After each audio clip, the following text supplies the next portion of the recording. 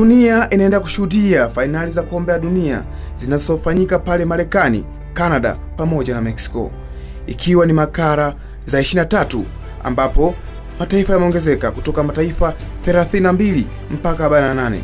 Je, wajua ni taifa gani lenye idadi ndogo ya watu miongoni mwa mataifa 48 yanayoshiriki fainali hizi za kombe la dunia?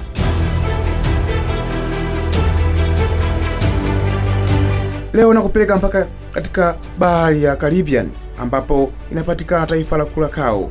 Curacao ni taifa ambalo lipo katika bahari ya Caribbean karibu na pwani ya kaskazini ya Venezuela.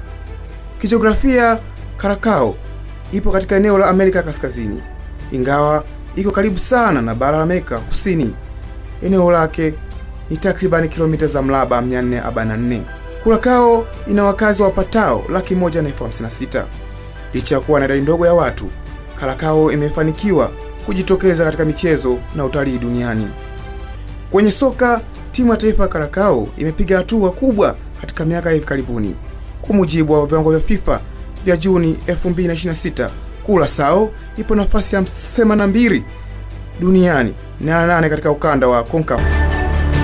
Mwaka 2025, Curacao iliandika historia kwa kufuzu kwa mara ya kwanza kwenye fainali za kombe la dunia ama FIFA World Cup 2026, na kwa taifa lenye idadi ndogo zaidi ya watu kwa kufuzu mashindano hayo. Kwa ujumla, Curacao ni taifa dogo lakini lenye mafanikio makubwa katika utalii na soka, ikionyesha kwamba ukubwa wa nchi si kikwazo cha kufikia mafanikio makubwa duniani.